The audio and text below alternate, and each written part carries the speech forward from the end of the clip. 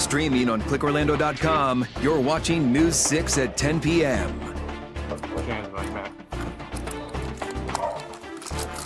You Tyler?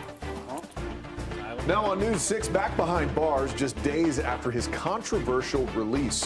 Why a man accused of attacking a jogger was arrested again near a middle school. And only News 6 talked to the guy who called the cops. Maybe if he's, off the streets, people could just, I don't know, sleep easier tonight knowing that he's back behind bars, I guess. And bundle up. It's getting even colder tonight, but meteorologist Jonathan Kegas is pinpointing a big warm-up. There's some days that I wake up and I can literally smell it in my house. It caused a funky situation for months in Mount Dora, but is a recycling plant putting your drinking water at risk? Why leaders are concerned. To show the world that Jewish people don't hide in the face of darkness. Local Jewish leaders express grief and concern after a mass murder in Australia. How local law enforcement working to keep Hanukkah safe. But we start now at 10 with some breaking details tonight as a man accused of a violent attack on a jogger is back behind bars at the Orange County Jail. Good evening to you. I'm Matt Austin. I'm Ginger Gadsden. We told you last week a lot of people in College Park were nervous seeing him back out on the street again. The state attorney even admitted her office made a mistake in how the case was handled. Now, prosecutors say Tyler Fite has already broken the terms of his controversial probation. Only your Orlando community correspondent Troy Campbell spoke to the witness who called the cops when he spotted Fite near a school. Yeah, so this is the exact intersection at Summerlin and Ridgewood where that witness says he saw 26-year-old Tyler Fite. Now you can also see in that police body camera footage the moment Fite was taken into custody for several probation violations. Sit down. Sit down. Happened, right there in front of those two road closed signs. Yeah. Michael Loft tells us he was picking up his kids from Howard Middle School just after 4 p.m. on Monday when he noticed 26-year-old Tyler Fite walking near Robinson Street. Earlier in the day, News 6 had sent out that push alert about, he was wanted again. A arrest warrant was issued for this Tyler guy. Loft says he alerted an Orlando police officer who was parked nearby, who then approached Fite. You can see in this Orlando police body camera footage the moment Fite was questioned and taken into custody. Put your hands behind your back. You Tyler? Huh? Tyler? Yeah. According to an arrest warrant, Fite's probation officer claims he violated the terms of his release by not showing up for his court-ordered mental health evaluation and not notifying them he changed his address. We told you last week how community members in College Park were concerned after seeing Fite walking in the area. Court records show Fite was released last month after spending more than 250 days in jail for a violent assault on a female jogger in College Park. The case gained attention after State Attorney Monique Worrell admitted it was an oversight that the prosecutor checked the box to withhold adjudication for the battery case. Why was he out in the first place?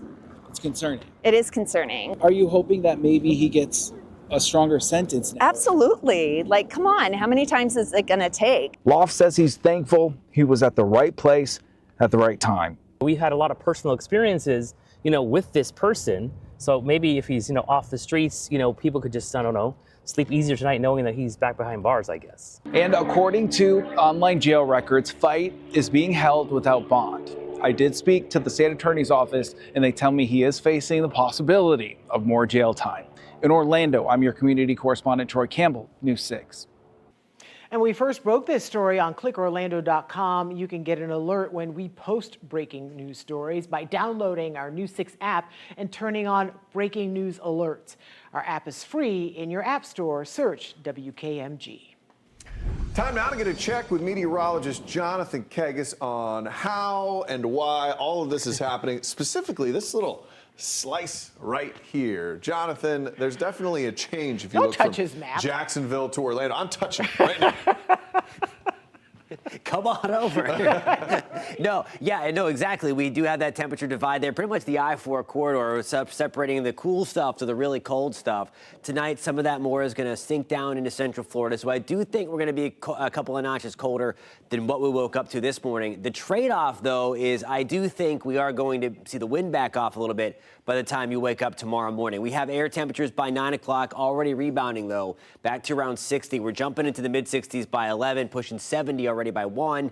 That warm up tomorrow, kind of the transition day to big time warmth, building by the end of this work week and really continuing through the Christmas holiday.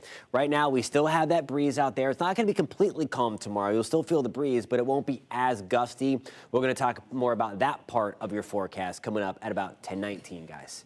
Jonathan, thank you. New at 10 tonight, Apopka police arrest a man accused of shooting and killing the driver of the car he was riding in, then got out and locked himself in a house for hours. The murder happened on Saturday. The man charged with murder, 20-year-old Cornelius Bass, faced a judge from jail yesterday. A witness told Apopka police Bass had been acting strangely for hours, complaining he didn't have a way to get home.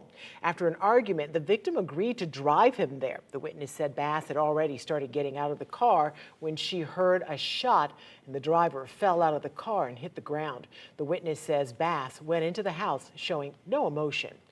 The driver was shot in the back. He later died at the hospital. Police say Bass was arrested after refusing to talk to them or come out of the house for more than 2 hours. He is being held without bond. 2 St. Cloud police officers are on administrative leave tonight after they opened fire while responding to a car burglary. It happened early Sunday morning at the Starling Chevrolet on US 192. St. Cloud police say officers found a man and broken into one of the cars on the lot. They say while he was running away, he pulled a gun on them, and that's why the officers opened fire. The guy died at the hospital. He has been identified as 20-year-old Deshae Turner. No officers were hurt. Tonight, Brevard County deputies are investigating a murder-suicide near Melbourne. The sheriff's office telling News 6 a married couple in their 80s was found dead on Bayshore Drive. Deputies say the husband killed his wife, then himself on Saturday. We're told both had medical issues.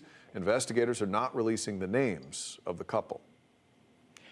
Well, on this second night of Hanukkah, law enforcement has increased patrols for our local Jewish community in light of the tragedy down under. At least 15 people were killed, more than 30 others hurt. Police in Australia say a father and son opened fire during Hanukkah festival near Bondi Beach.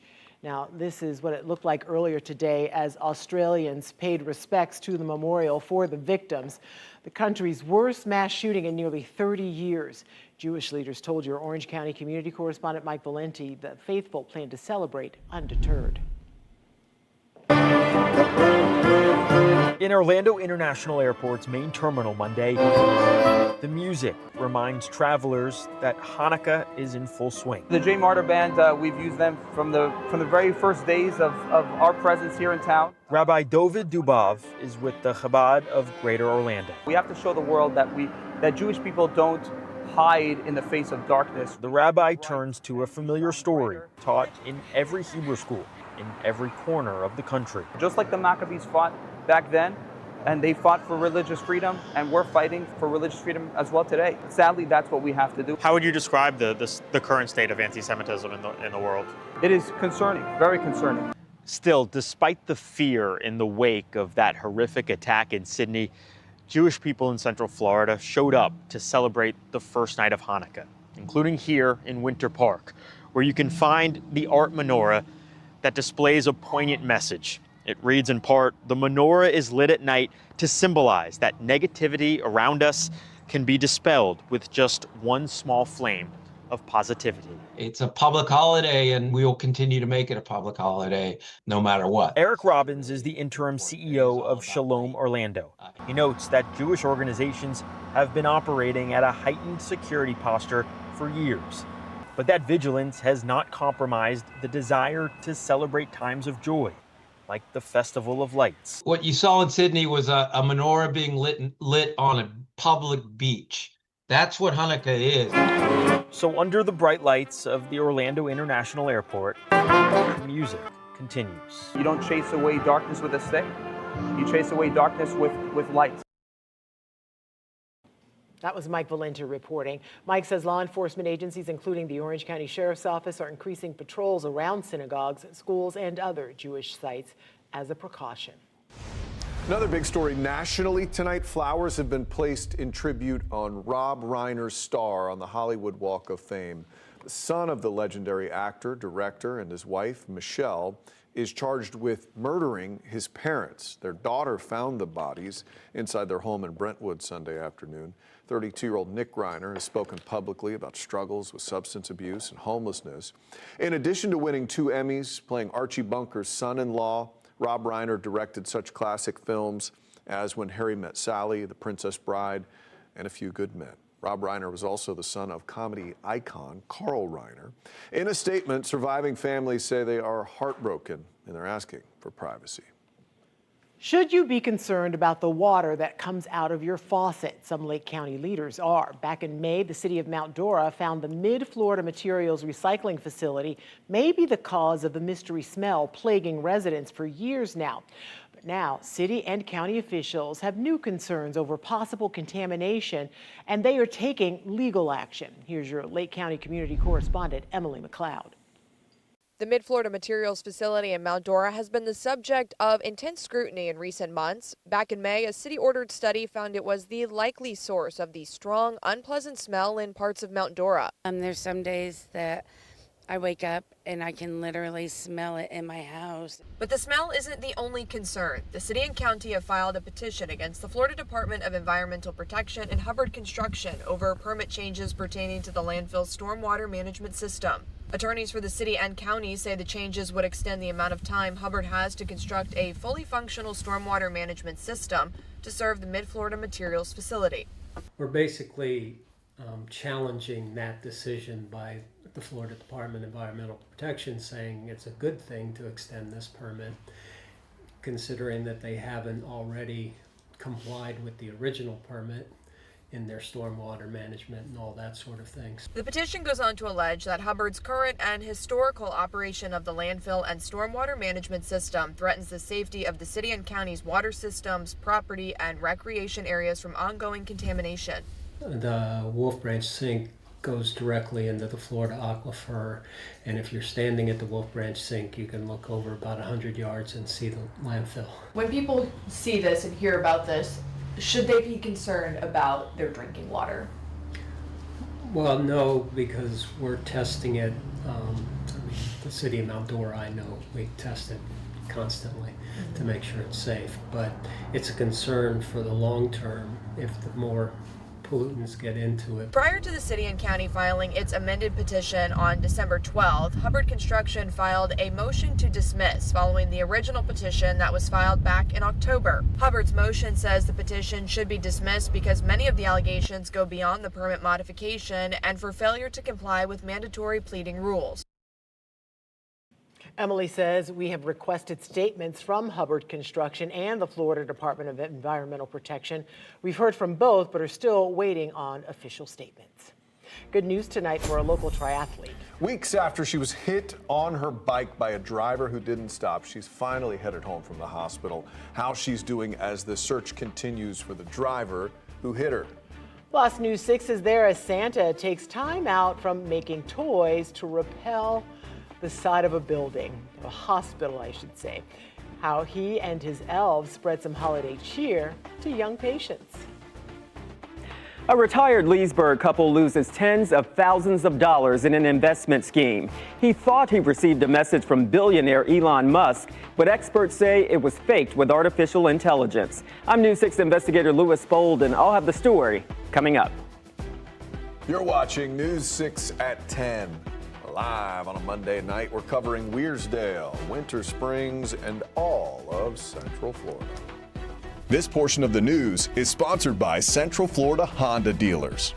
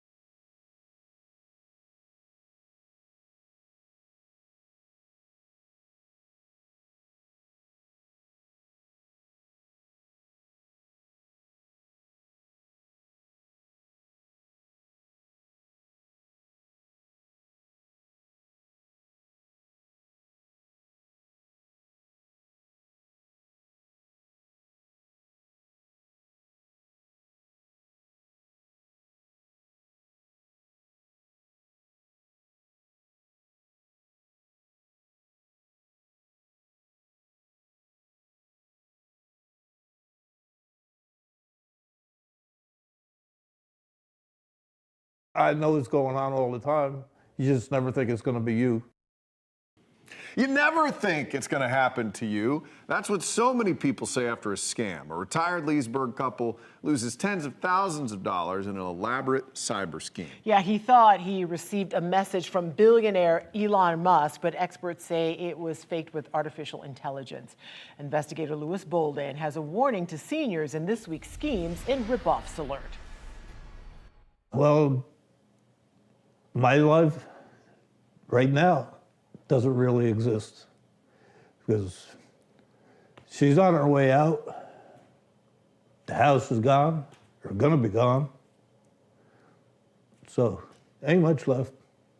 69-year-old George Hendricks says he not only lost money, but he could lose his home and his wife of 39 years after crooks conned him out of nearly $45,000. She wants to get a divorce.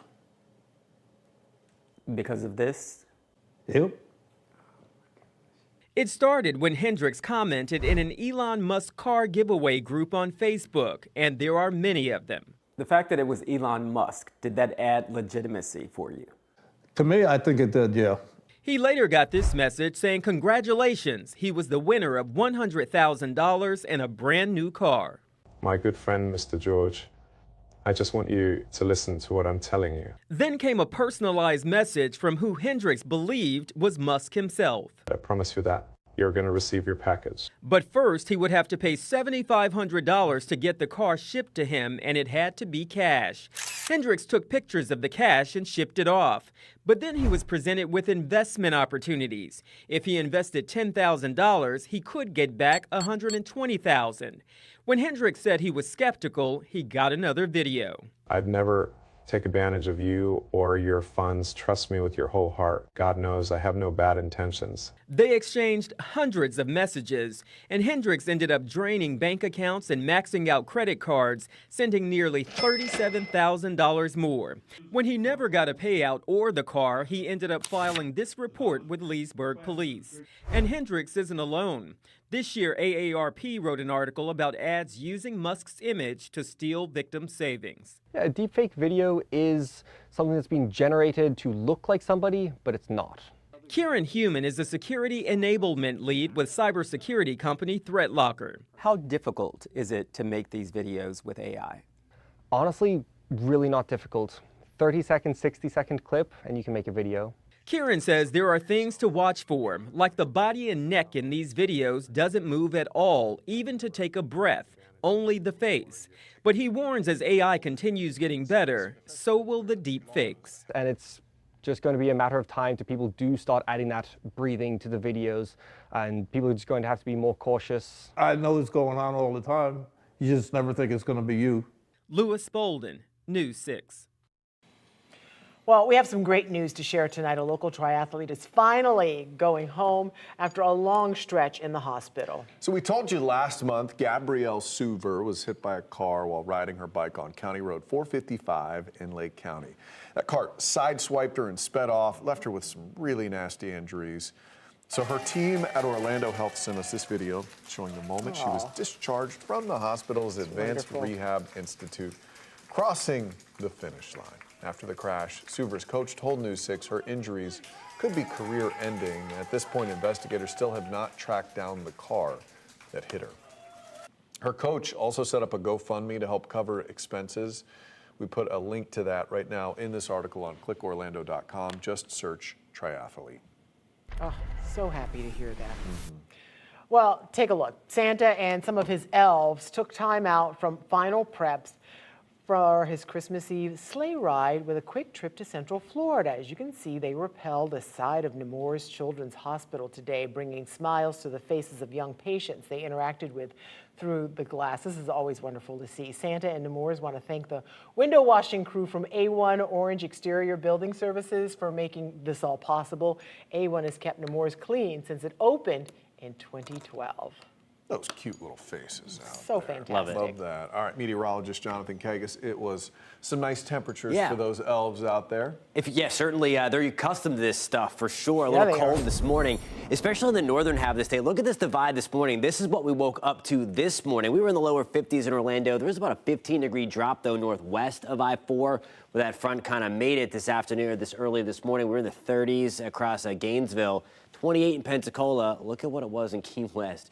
68 degrees. So a 40-degree divide between the southernmost point of the state up into parts of the Panhandle. Here's a live look outside right now, downtown Orlando, with our Light Orlando delivering Hope Skycam. Almost crystal clear outside. Temperatures right now in the lower 50s. Again, we're going to be a little colder when you wake up tomorrow morning. I think most of us are headed to the 40s. The breeze out of the north right now, pumping in some of that chill that still resides just to our north. That's going to be about 10 to 15 miles an hour. We're at 47 right now in Ocala, already back to the upper 40s in Denellen. Palm Coast, good evening. We are at 53, 54 in Kissimmee, Holopaw. We're checking in at 55 degrees. Now, by the time you wake up tomorrow morning, it's going to be a few degrees colder. We're still tapping in to this secondary chill closer to Atlanta. The core of this big blast of colder air, it's taken the nation by storm across the northern tier of the country with a lot of snow and cold. That's kind of anchored across the Great Lakes and Northeast, so it's not going to get much colder, but it's going to be a little different again when you wake up tomorrow morning. I do think the breeze backs off a little. We're at 52 tomorrow morning in Oviedo, Ocala. We're going to start things off right around 40 degrees. Same for us in Denellen. We'll be at 48 degrees in Orlando. Tomorrow afternoon, though, this is going to be our transition to warmer days. So we're going to break out of the chill, head back to the upper 60s and lower 70s, just a few passing clouds. Highest opportunity for the clouds going to be right along the coast, as you'll see here again streaming in because our wind direction out of the east off of the Atlantic. So a couple of downpours right along the coast. You'll see some of the white there representing the cloud cover. Try to stream in. Those are your puffy heating of the day clouds, and those will go back down again as we clear things back out. So it should be a great night again tomorrow for the third night of Hanukkah. Sunset just after 5:30. By 6 o'clock, we're in the mid-60s, and then we're dropping into the upper 50s by 10. So we're starting to warm things up a little bit. We're going to warm things up further. We're getting into Christmas in Central Florida. High temperatures, I think, going to stay into the 70s, and I think mid to upper 70s are a real possibility and probably a likelihood at this point as you roll into Christmas Day. Already pushing the 80s by Thursday, hanging around 80 degrees for the weekend. Christmas week, we're starting in the lower 80s, guys. All right, Jonathan, thank you. Well, the Cure Bowl is set to kick off this Wednesday at 5 at Camping World Stadium. Yeah, but for Old Dominion and South Florida, this week is about more than just football. Next at 10, News 6's Alex Cook asked players and coaches how this game is helping in the fight against cancer.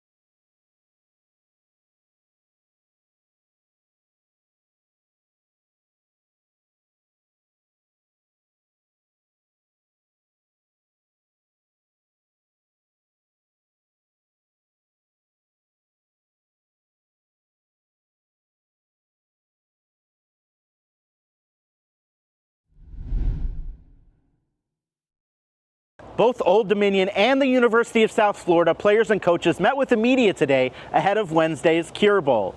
Both teams say they're going to be fighting hard to get that 10th win, but more importantly, they know playing in this game is a chance to make a difference in the fight against cancer. Old Dominion and USF both come into the Cure Bowl at 9-3, two of the top group of 5 teams in the country meeting for the first time.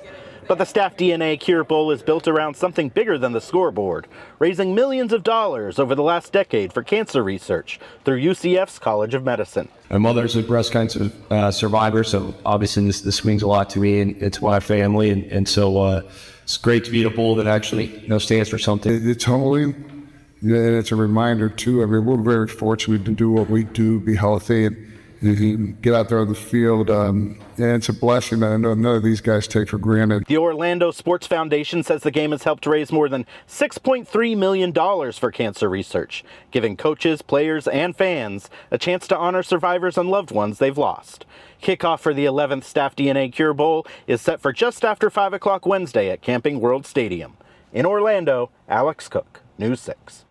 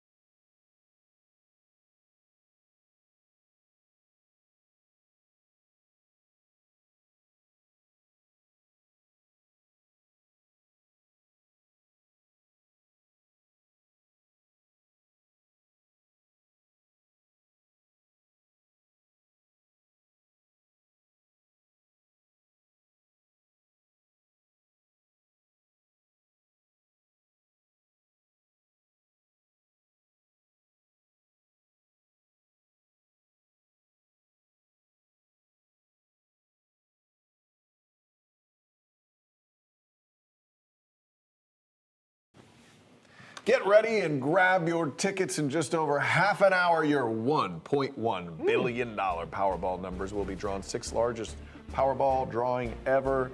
We're going to have it for you on News 6 at 11 o'clock. We'll see you then. Bye.